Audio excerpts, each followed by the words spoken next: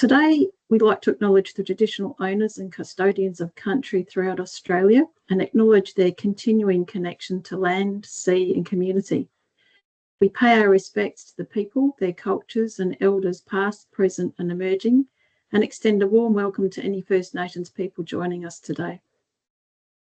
My name is Emily Richardson. I'm the Assistant State Manager of the South Australia Office, joining you today from Kaurna Land in Adelaide. You'll hear a bit more from me later on in our session, so bear with us.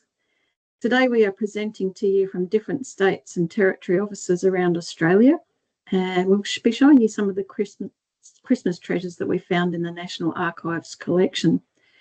So if you have any questions during the session, please add them into the chat and we will try to address them as we go or look at them at the end.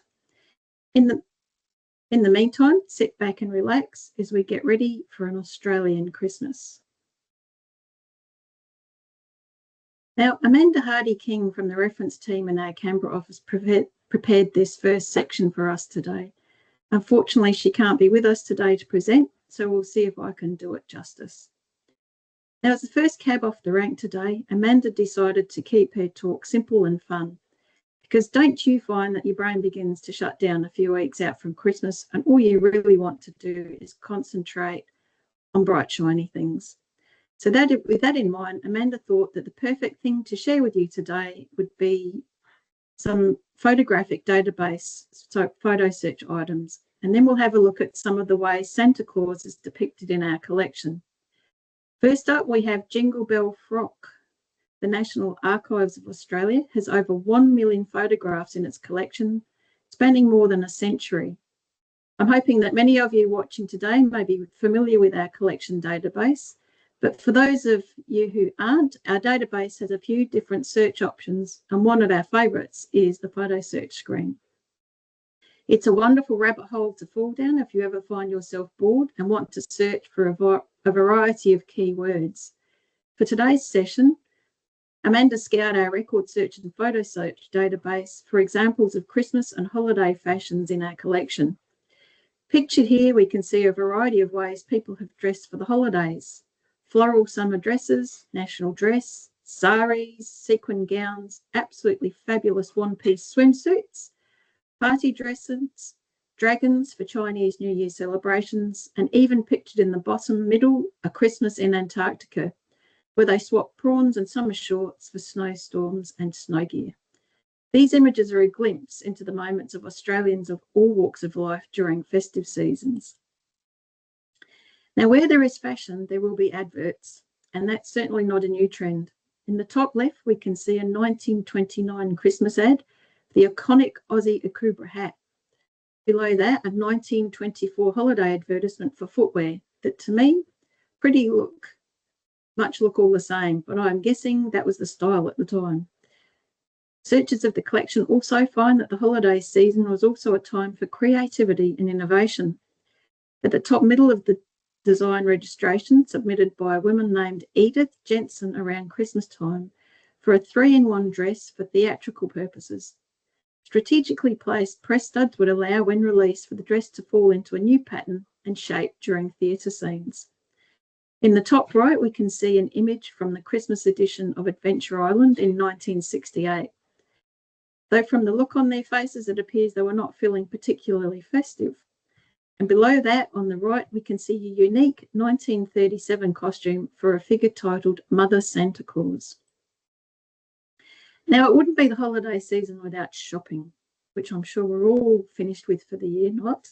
And these photographs show that it was just as chaotic to shop for presents in the 1950s as it is today. The photos on this slide come out of series A1200, which is a series comprising of black and white photographic negatives and prints.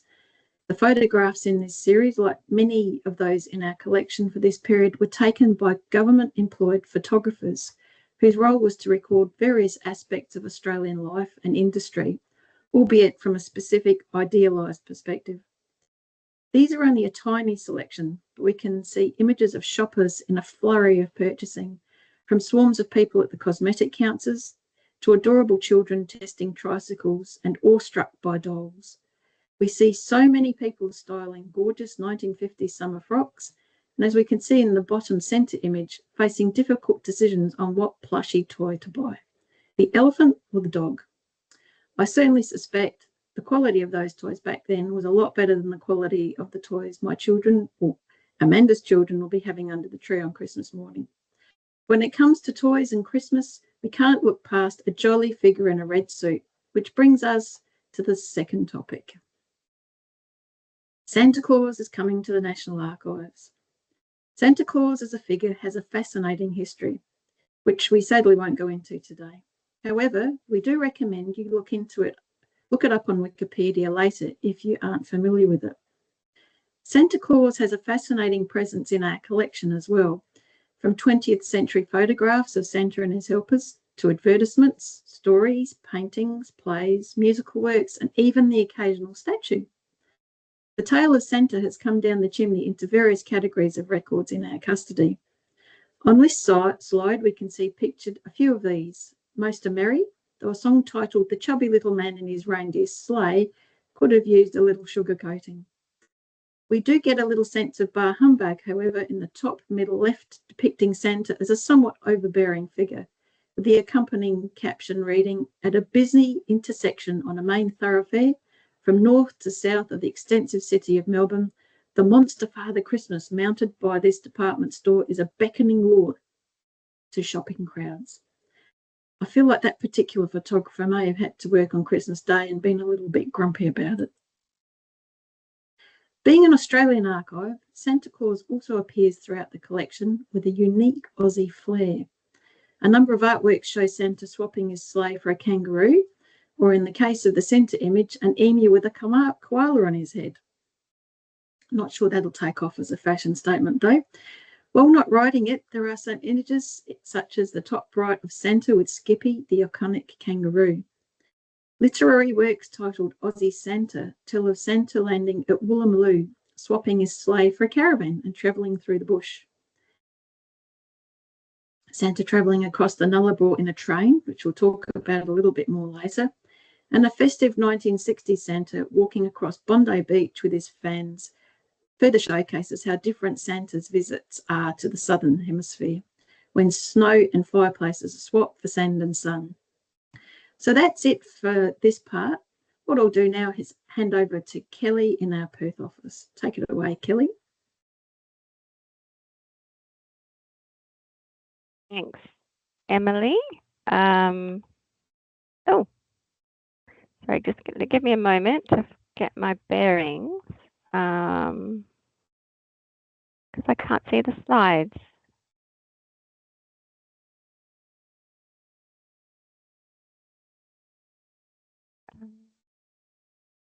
Emily, you have to help me out. I'm assuming that you can't see the slides either.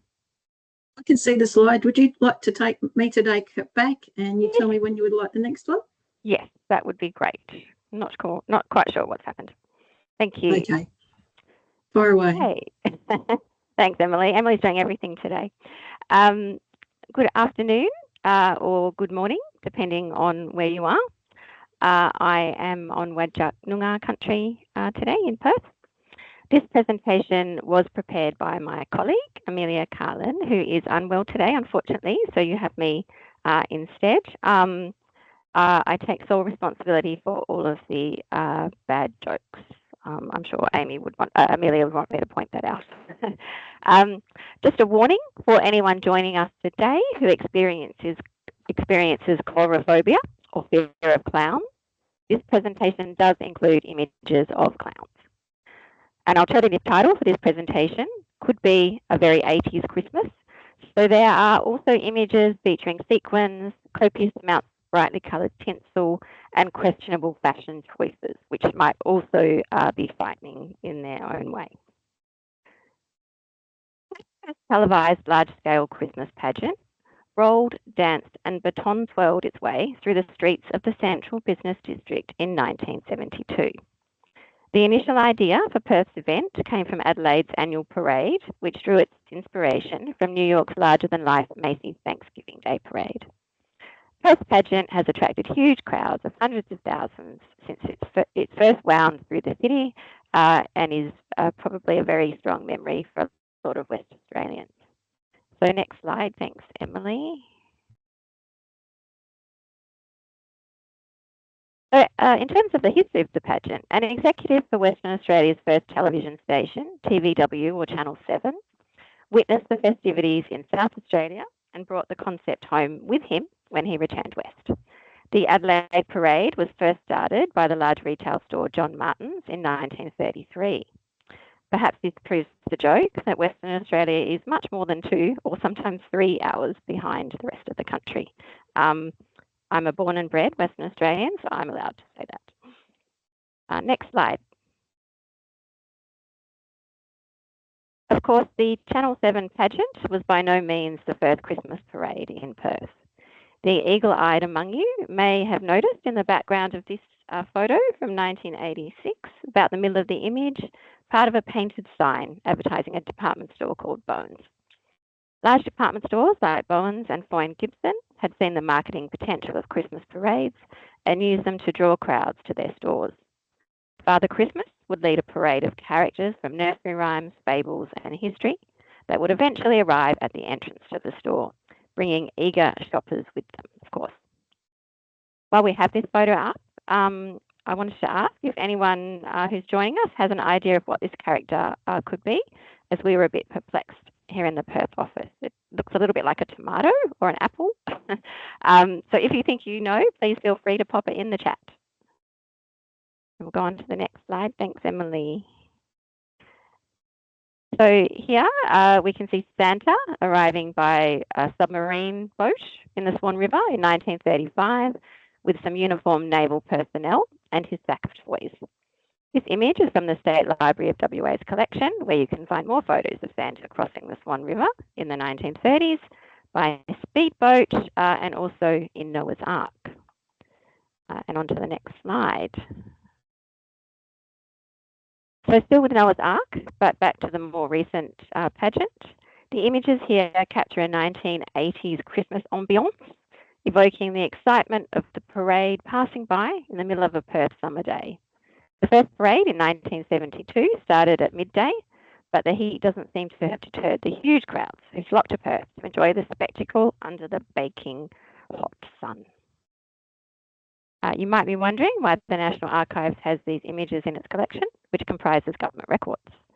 As Emily mentioned earlier, we do have a large photographic collection, and these photos of Perth pageant from the mid to late 80s were taken by government photographers commissioned by agencies such as the Australian News and Information Bureau. The primary goal of the government photographers was to sell Australia to the rest of the world, for example, as an enticing place to settle or to build new markets. On to the next slide, which is a nice plug. This is an ideal point for me to take a little detour. The WA office is currently displaying a curated set of photographs from this huge collection in our current exhibition, Cedar Suburbia. So if you are in the neighbourhood, please stop by at our office in Francis Street in Northbridge. And next slide. So back to the 1980s. Appearing among well-known Christmas regulars, such as reindeers and elves, were beloved personalities like Francis Aloysius Tomcat, also known as Fat Cat, and childhood favourite of mine, Percy Penguin. These photographs also feature less traditional characters enthroned on tinsel-bedecked floats, including the Yellow Submarine, which was followed by a giant pelican float, accompanied by some frogs. Because, of course, nothing says Christmas like a submarine, a giant pelican, and some frogs. Next slide, Emily, thank you. Yes, and here we have our terrifying clown. This clown doesn't look too happy as it turns the corner of Pier and William Street in front of the old government printing office building. And next slide. Here is a rather worried-looking Humpty Dumpty from the 1988 parade as he makes his way down Hay Street. And next slide. So in 1989, the organisers of the pageant made the decision to start the parade in the evening, in the cooler hours of the day. It still retains its huge popularity, and there are claims that it is the biggest Christmas pageant in the Southern Hemisphere. It was held again this past weekend and attracted an estimated 100,000 people to the city. There may be some West Australians or former West Australians in our audience today. So if you have some memories of the parade that you'd like to share, please feel free to do so in the chat. We'd love to read them. And I'll now hand the Christmas tinsel covered baton to Emily in South Australia, who conveniently already has control. So thanks, Emily. Thanks, Kelly. And what you'll see in my background is the South Australian, was John Martin's, now National Pharmacy's Christmas pageant with Father Christmas. Well, what I'd like to talk to you about today for South Australia is part of an exhibition that we currently have open in South Australia called Camel Trains to Steel Wheels, Life on the Trans-Australian Railway. And this is where we draw our Christmas story from. Now, the Trans-Australian Railway had a Christmas culture all of its own. The children and families who lived on the Trans-Australian Railway lived in some of the most remote communities in the nation. The organisation of annual Christmas gifts and events was one of the ways the Commonwealth Railways sought to address this isolation, and for many years it was a highlight of the year. I'd like to introduce you to Alf Harris, who grew up in Lyons, Western Australia, and like his father before him, worked for the Commonwealth Railways all his life, eventually becoming an engine driver. Now, Alf became known as the Sunburnt Santa, or Santa of the Nullarbor. Beginning in 1959, he played the role of Father Christmas, visiting communities along the line each year for 36 years. And by 1972, Alf had a special carriage on the tea and sugar train, decked out as Santa's cave. In 1990, he received an Order of Australia Medal for services to children in remote and isolated areas. And I love these pictures. In the picture on the left, even the dogs seem keen to see Santa. And I love the little tacker in overalls at the back of the group. Just so much excitement in these wonderful pictures. Here in this image from the National Library of Australia, we can see that Alf was still delivering presents in 1989. And check out that vast horizon. Now, sadly, our Sunburnt Santa passed away in 2005 and is at rest with his wife in the Stirling North Cemetery in northern South Australia. Alf's memory lives on in a beautiful book. I discovered this by accident just a few days ago that we got in our exhibition space in the children's activity area. And it's called The Tea and Sugar Christmas by Jane Jolly. It's all about Kathleen and the excitement as she waits for the Christmas tea and sugar train to come and Father Christmas. The tea and sugar train only came once a week on a Thursday, but the special Christmas train only came once a year. I really love this book, and here's a little snippet. Kathleen screamed with delight as she saw him. Father Christmas. His beard was blinding. His clothes were so Christmas red, just like all the pictures she'd ever seen of him. And here he was, real, here in the middle of the desert. The guards pushed a set of steps in front of the carriage. One by one, eager children climbed them and told Father Christmas their wishes. Clutching their presents, they were carefully lifted back down. It was Kathleen's turn. She had waited for this moment for so long. She had dreamt of it. And now she stood before him, her heart drummed hard against her chest. Now, if you want to know more, come visit us at the exhibition or take a look at this gorgeous book. Now, the tradition of the railways bringing Christmas cheer to the camps and towns along the line did not start with Alf Harris. It started back in the late 1920s. In 1928, a gift of the East-West Railway game was distributed to children for Christmas with the compliments of Commissioner Norris Bell. At this time, there were around 85 children aged between 9 to 15 living on the Trans-Australian and Central Australian lines. The image on the left shows in 1934, as in most years, Christmas cake was distributed to families in locations where other festivities had not been organised, and to the committee that was organising festivities in places such as Kingunya, Aldeer or Cook. The image on the right shows that unfortunately in 1942, due to rationing and the shortage of sweets with the war, no sweets or Christmas gifts were distributed. Now, organising Santa's visit had to contend with a number of challenges such as the heat, dust and distances between stops. and sometimes things didn't go according to plan, although they were always well received. W.J. Crowe, one of the Father Christmases, reported on his trip as Father Christmas in full regalia from Port Augusta to Cook in December 1957. 310 children were served sweets and cake, except for those in Aldea and Amana, where a note and gifts were left with the Ganga because the train did not arrive until after 3 a.m. They also visited the hostel at Tarcoola and hospital in Cook. The trip was, in his words, an endurance test due to the heat wave and slow running of the train, which was as near to an inferno as I ever care to be. Crowe also added as a postscript, the trip would not have been possible without the able assistance of my wife. Train driver W. McConnell volunteered for the Father Christmas role in 1960 and reported, once again, Father Christmas was met with loud cheers and to the singing of carols. It would be a big help to this trip if it could be run a week earlier or put on a timetable so as to reach the children in daylight and not earlier in the morning. The object of this trip is, after all, broken down by Father Christmas having to give the gifts to the parents and not the children. Now, the image on the left, the National Collection contains many letters expressing the appreciation communities felt at the efforts of the railways to bring some Christmas cheer. This letter on the left from Mary Hill of 946 Mole Camp in 1928 thanked the welfare officer, Mr. Wilkinson, for the book she received and provided him with an update on her piano playing prowess. On the right, similarly, this letter from Shirley Rosewell in 1938 thanked the Commissioner on behalf of the children of Cook for the gift of sweets and cake that helped make their Christmas party a great success. One suspects the adults were just as appreciative as the children. And travellers on the Trans-Australian Railway were also treated to special menus on the Christmas runs. The 1941 Christmas Day souvenir menu looks a bit fancy, shaped like a map of Australia. So what was for dinner?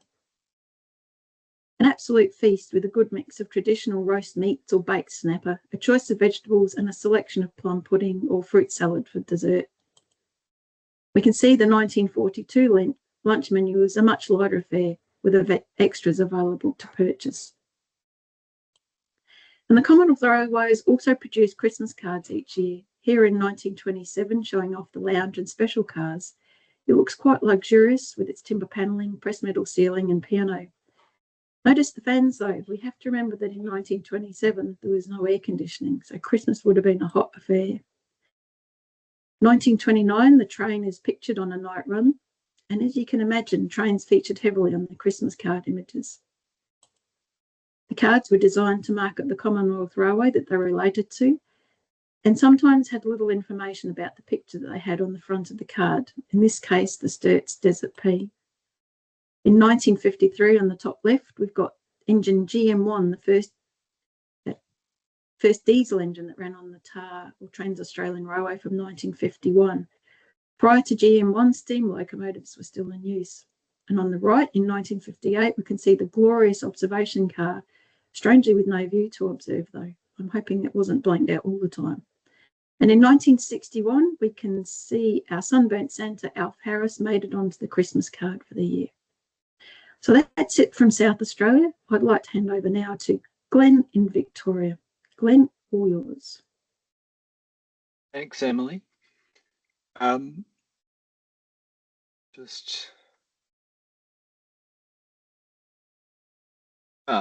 Yes. So don't decimalize your Christmas pudding. 1966 was a big year in Australia. The economy was still recovering from recession. New South Wales and Queensland were in drought, and the year ended with a devastating fire season. We were caught in an escalating war in Vietnam. President Lyndon Johnson was touring the country, telling Australians to go all the way with LBJ. In January, after more than 16 years in power, Robert Menzies resigned and Harold Holt became Prime Minister. Later in the year, the head of Treasury, Roland Wilson, retired after almost 16 years, having just overseen the decimalisation of the currency.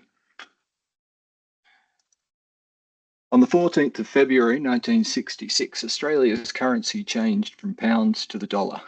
The change from the awkward arithmetic of pounds, 20 shillings to a pound and 12 pence to a shilling, to the straightforward logic of the dollar was a brilliant success. The public embraced it quickly, and business celebrated being in harmony with most trading partners around the world. There was one problem which still needed to be solved, however. What do we do with the Christmas pudding? The old threepence and sixpence were 50% silver and 40% copper, and pre-1945 coins were 92% silver, whereas the new 5 and 10 cent pieces were 75% copper and 25% nickel, and the 1 and 2 cent pieces were 97% copper.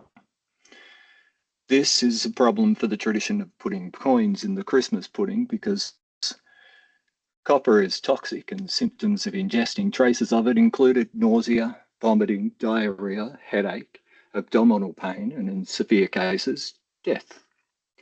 Now, if your Boxing Day is going to include any of these ailments, you really want it to be caused by overindulgence and not because you put new coins into the Christmas pudding.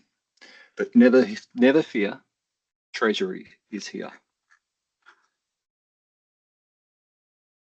For several months during 1966, Treasury, the Copper and Brass Information Centre, and the Royal Australian Mint and the Sydney County Council's testing laboratories carried out a joint experiment to determine the effect of the new currency on the Christmas pudding. A large number of the old sixpence, the new 2 cent piece, and the 5 cent piece were marked and numbered, chemically cleaned, and weighed. The coins were evenly distributed amongst a number of puddings. Some were added to the mixture and cooked with the puddings, and some were pressed in after the pudding was cooked. Some of the puddings were boiled, some were steamed. All of them seem to have been cooked by this paragon of the 1960s housewife on the left, who worked for the home management section of the electrical sales branch of the Sydney County Council. The puddings were hung for 1 month, 2 months, and 3 months. At each of these intervals, puddings and coins were tested. Researchers weighed the coins and tasted the puddings. Here you can see the table of before and after weights. And what I find remarkable, not so much on this chart, but on other charts, were the coins that gained weight, suggesting not so much that copper is an absorbent metal, but more likely that they weren't cleaned very well, which is borne out by the coins you can see photographed at the bottom of the page. The photos do show significantly more discoloration in those copper coins.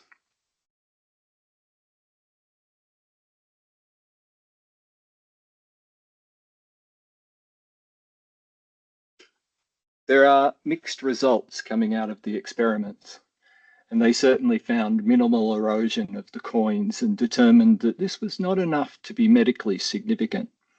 Although it was noted the corroded look of the coins was not very attractive, and at least one person reported finding the change to pink of the previously copper-coloured coins as shocking. Decimal coins are more likely to be a choking hazard, found, particularly the 2 and 10 cent pieces. But the overwhelming finding was that decimal coins taste disgusting, and anyone accidentally getting one in their mouth will struggle to enjoy their dessert. The taste, however, does not linger once the coins have been removed. So, with copper toxicity not a problem, the Copper and Brass Information Centre's #1 tip was to cover the taste was to lacquer the coins with clear nail polish and insert them before serving.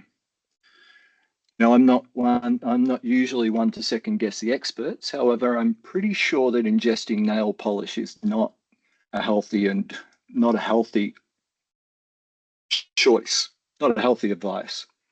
The newspaper clipping from 1970 on the bottom left, which was included to close out the file, was the last word and containing without a doubt the best suggestion and one not mentioned in the report or of any of the official advice.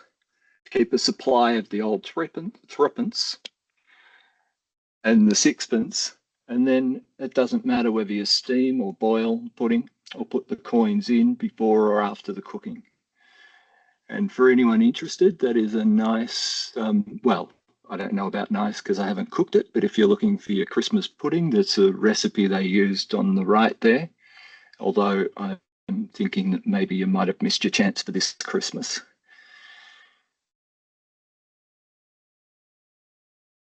But if you're still worried, you can always make a pav. So I'm going to hand over to Eric in Darwin. And thanks.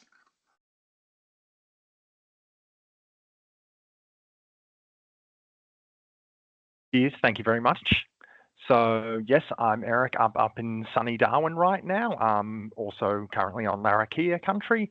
And today we're going to be talking about Christmas cards, or more specifically, the Christmas cards which were sent by the Northern Territory Administrator from around the 60s to early 70s. This is all specifically just from one file. And on the very last slide of this, I'll have all the details, and that file should be soon be digitized up on a website if you want to have more of a closer look. So as you can see, that here's a few examples both of Christmas messages being sent from the administrator, as well as lists of who they were sent to. Now, specifically around 1952, the administrator sent out an official message saying that Christmas cards could now start being sent again, since due to the Second World War, there was, material shortages, which meant, such frivolities were completely out of the question. Generally, you can actually see during that era, especially in the 50s as well as in the 40s, that paper in our records often tend to be this very, very fragile, extremely thin paper called onion skin paper. And I'm not entirely surprised that that's part of the reason why it was so popular, was simply because they were literally saving money by the micrometer of how thin the paper was. Now, on the bottom right here of this slide is a message which was sent by the administrator to the administration of the Cocos Islands in 1955.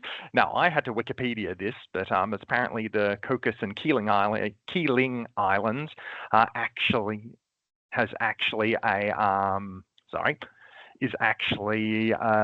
belonging to Australia, which I was not aware of. So you can be aware of that too as well.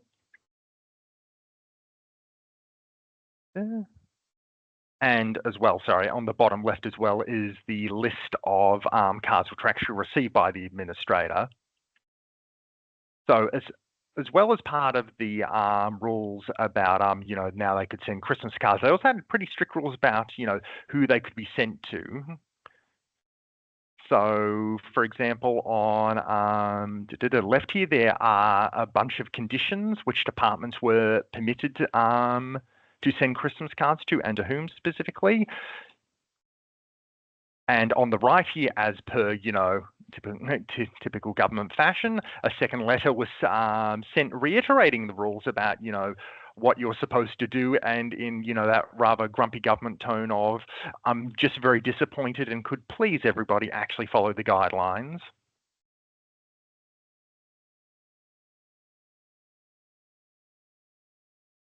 So here are some examples. Sorry, here are some further examples. Now, these ones are of a subgenre tending to be, just pictures of the territory here. So you can see, for example, top left of being from a mining ship. On the right, a child holding, we're not quite sure because it doesn't describe it, either a kid, either very, a small, adorable, furry animal. On the bottom left is a geographical feature in the territory called the Devil's Marbles, and on the right is a picture of the Supreme Court. So, very much territory themed, and as once again on the on the actual nature of the records themselves, you can see that they stuck them to the original pages all by the use of absolutely lovely sticky tape, which everybody here, I'm sure, can say is, one of the best things when everything's horribly discolored and it's all crackly. But just what we've got to deal with, and honestly, it's better than some of the horrifically rusty staples, which tend to hold other records together. So here is some more later examples, and these ones are interesting because, as you can see on the picture on the bottom left, this was actually created by an Indigenous artist by the name of Neville Polson, which, after doing a little searching up about him, is somewhat disappointing they didn't actually put his full name, where often he went by Neville Cobra Polson, which I just thought was something which probably should be mentioned. It's also interesting as well as you're starting to get into the era where you're seeing Aboriginal artists' work actually starting to be used in official government like publications and documentation, because you can see, for example, as in some of the other presentations earlier, that you do have like Christmas cards and art, which did include, Aboriginal people depicted in them, but they were typically by European artists, and often in, I'm not going to say kitsch, but you can see, like, say, for example, in the National Museum in Canberra, that there's this whole subsection of pretty awful kitschy, merchandise which was created using images of Indigenous people by white Australian artists, which don't really pass muster by modern standards. So on the bottom middle here, you've also got another example. Unfortunately, this one of the dolphins, this one doesn't exactly say who created that one, but it seemed to have been part of the same artist workshop as Paulson, who created the one on the bottom left, as well as most likely the one on the top right. And can also see another lovely picture of a landscape here on the top left. So here is another just nice little message here sent out. And on the right part of his slide is the details for the file which all these pictures came from, which should hopefully be digitized soon. But let's just say the software is not, and the software on the internet's not playing exactly nice today. So just keep an eye out for it. So that's it for the Northern Territory, and I'll pass over to Rachel in Sydney. Thank you, Eric. And it's lovely to see your face. For the people who are part of the webinar, Eric worked in the Sydney office until the middle of the year, where he moved up to Darwin. And they're very lucky to have him. So I'm looking at Christmas music. So I was looking through our records, and I came across Countdown, Christmas special from 1983, and I had to put this graphic up. There were lots and lots of things to choose from, so I just wanted to show a few clips of from just some stills from the Countdown episode.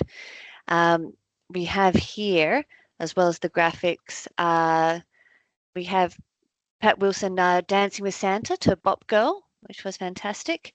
And also Tim and Debbie.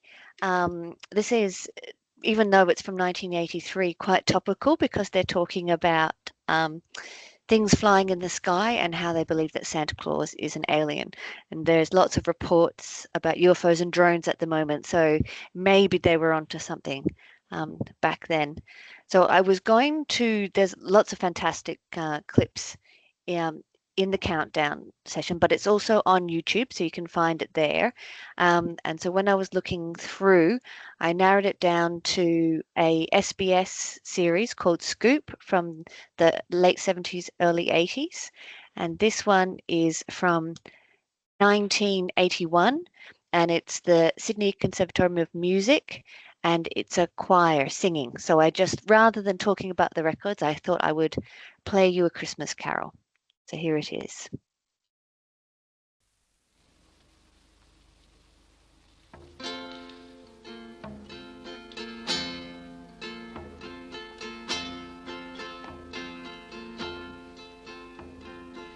Long may